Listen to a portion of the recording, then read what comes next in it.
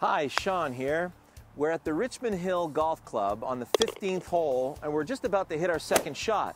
Guess what? Today we're going to learn how to read greens.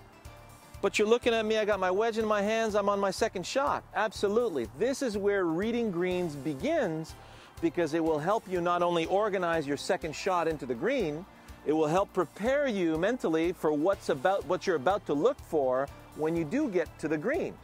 So I've got 67 yards left to my hole here. I've hit a really good drive to the bottleneck of the fairway.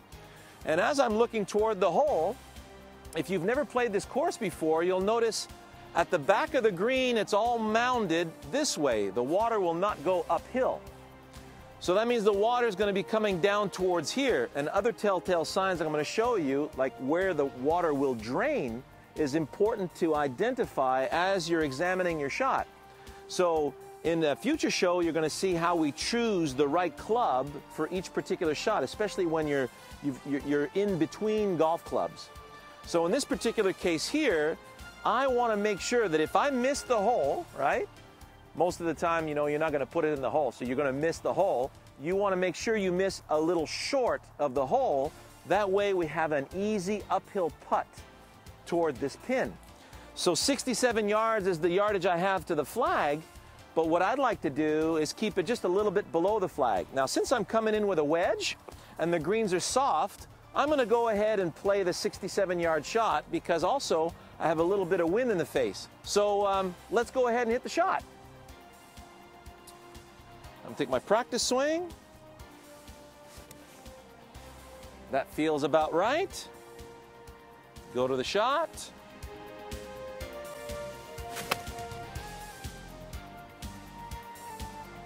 Well struck, beautiful, right below the hole. I've got about 6 feet left to make my birdie. It's a little bit across, so let's have a look at what that entails for us. Now, here's the secret. When you're walking around the greens, look down here. You see this drain, right?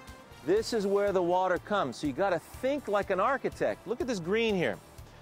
If there's a huge downpour of rain, the water cannot be allowed to pool on the green. It would ruin play. First of all, play would stop. Second of all, the grass would rot. It would be a bad situation all around. So architects design greens with breaks in them to evacuate the water. That's the secret. So now the water is going to come off the green, down around the sand trap, and right into this drain right here.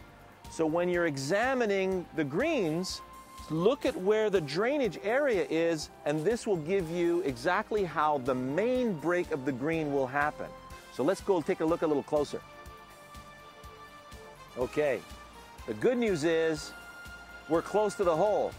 The not so good news is that we actually got past the hole. I was trying to keep the ball below the hole and it kind of went a little bit past. We know the main break is from back to front, but there's a secondary break here. You notice how everything is moving from the left side of the green to the center, and then from there everything evacuates to the front of the green.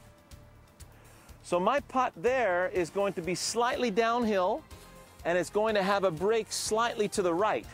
And it's a pretty fast putt, all right? So we're going to have to take that into consideration.